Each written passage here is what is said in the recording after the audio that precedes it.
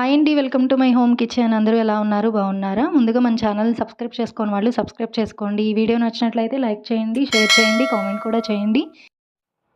ఇంకా ఆలస్యం చేయకుండా వీడియోలోకైతే వెళ్ళిపోదాము. ఈరోజు మన హోమ్ కిచెన్‌లో మనందరికీ ఎంతో ఇష్టమైనటువంటి సాంబార్ అయితే ప్రిపేర్ చేసి చూపిస్తున్నానండి. ఇది చాలా సింపుల్ అండ్ ఈజీ మెథడ్‌లో ప్రిపేర్ చేసుకోవచ్చు. మన ఇంట్లో ఉండేటువంటి వెజిటబుల్స్‌తో చాలా ఈజీగా టేస్టీగా కమ్మనైన సాంబార్ అయితే ప్రిపేర్ చేసేసుకోవచ్చు. దీనికోసం ముందుగా వెజిటబుల్స్ని కట్ చేసి పెట్టుకున్నాను. మీడియం సైజు ఉండేటువంటి 2 ఆనియన్స్, అలాగే 2 టమాటోస్, అలాగే సొరకాయ ముక్కలు, అలాగే ఒక 7-8 ములక్కాయ ముక్కలు, అలాగే ఒక 2 పచ్చిమిర్చి, అలాగే శుభ్రంగా కడిగి పెట్టుకున్నటువంటి 2 రెమ్మల వరకు కరివేపాకు.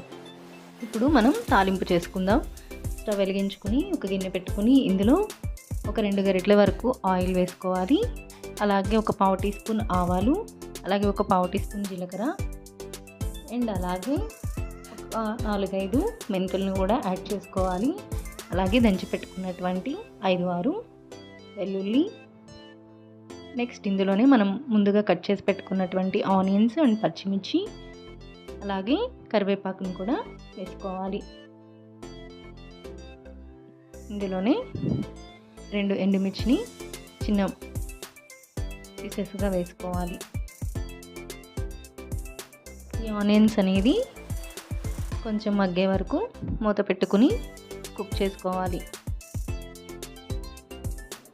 ఈ ఆనియన్స్ అనేది కొంచెం సాఫ్ట్గా కుక్ అయిన తర్వాత ముందుగా కట్ చేసి పెట్టుకున్నటువంటి సొరకాయ ముక్కలను వేసి స్టవ్ని లో ఫ్లేమ్లో పెట్టుకుని 5 to 10 minutes వరకు కుక్ చేసుకోవాలి. మధ్య మధ్యలో గరిటెతో కలుపుకుంటూ సొరకాయ ముక్కలు అనేవి కొంచెం సాఫ్ట్గా కుక్ అయ్యే వరకు కుక్ చేసుకోవాలి. నెక్స్ట్ ఇందులో టేస్ట్కి సరిపడినంత ఉప్పు, అలాగే కొంచెం పసుపు కూడా వేసుకోవాలి. నెక్స్ట్ దీనికి మూత పెట్టేసి ఆనియన్స్ అలాగే సొరకాయ కొంచెం బాగా సాఫ్ట్గా కుక్ అయ్యే వరకు కుక్ చేసుకున్న తర్వాత దీనిలో కట్ చేసి పెట్టుకున్నటువంటి టమాటోస్ని కూడా వేసుకుని మరొక 5 minutes వరకు కుక్ చేసుకోవాలి.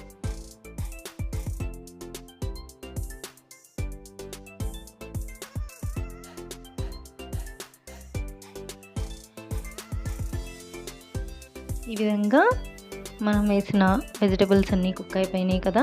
ఇప్పుడు ఇందులో ఒక టీ స్పూన్ వరకు కారం వేసుకోవాలి. అలాగే ఒక టీ స్పూన్ వరకు హోమ్మేడ్ సాంబార్ పౌడర్ని వేసుకోవాలి. మీ దగ్గర హోమ్మేడ్ సాంబార్ పౌడర్ లేకపోతే స్కిప్ చేసేసేయండి. కారము, సాంబార్ పౌడర్ వేసాం కదా, ఒకసారి గరిటెతో కలుపుకొని ఇందులో ఒక నిమ్మకాయ సైజ్ అంతా చింతపండుని గుజ్జులాగా తీసుకుని వేసుకోవాలి. చింతపండు పులుసు పోసాం కదా, ఇది కొంచెం కుక్ అయ్యేలోగా నేను ఆల్రెడీ పప్పుని మెత్తగా కుక్ చేసుకుని పక్కన పెట్టుకున్నాను. ఇప్పుడు ఈ కుక్ అవుతున్నటువంటి వెజిటబుల్స్లో ఈ పప్పు మొత్తం వేసుకోవాలి. సాంబార్ అనేది కొంచెం థిక్గా ఉంటేనే టేస్ట్ అనేది బాగుంటుంది. మరి ఈ వాటర్ లాగా పలుచగా ఉన్న టేస్ట్ అంత అనిపించదు. ఈ విధంగా పప్పు వేసిన తర్వాత తగినన్ని వాటర్ పోసుకుని బాగా మరిగించుకోవాలి. ఒకసారి గరిటెతో మొత్తాన్ని కలుపుకుని ఫైనల్గా మనం ముందుగా కట్ చేసి పెట్టుకున్నటువంటి ములక్కాడలను వేసుకుని స్టవ్ని లో ఫ్లేమ్లో పెట్టుకుని సాంబార్ని బాగా మరిగించుకోవాలి. సాంబార్ అనేది ఎంత బాగా మనం మరిగించుకుంటామో టేస్ట్ అనేది అంత బాగా వస్తుంది. అండ్ అలాగే వెజిటబుల్స్కి ఉప్పు, కారం అన్నీ చక్కగా పట్టి సాంబార్ అయితే మంచి టేస్ట్ అయితే వస్తుంది. ఈ విధంగా గరిటెతో ఒకసారి మొత్తాన్ని పొంగిపోకుండా మధ్య మధ్యలో కలుపుకుంటూ స్టవ్ని లో ఫ్లేమ్లో పెట్టుకుని అట్లీస్ట్ 15 to 20 minutes వరకు మరిగించుకోవాలి. చూసారా, సాంబార్ అనేది ఈ విధంగా మరగడం స్టార్ట్ అయింది కదా. ఇలా మరగడం స్టార్ట్ అయిన తర్వాత అట్లీస్ట్ 10 to 15 minutes అయినా స్టవ్ని లో ఫ్లేమ్లో పెట్టుకుని మరిగించుకుంటే ముక్కలన్నిటికీ ఉప్పు కారం అంతా పట్టి సాంబార్ అనేది చాలా టేస్ట్గా ఉంటుంది.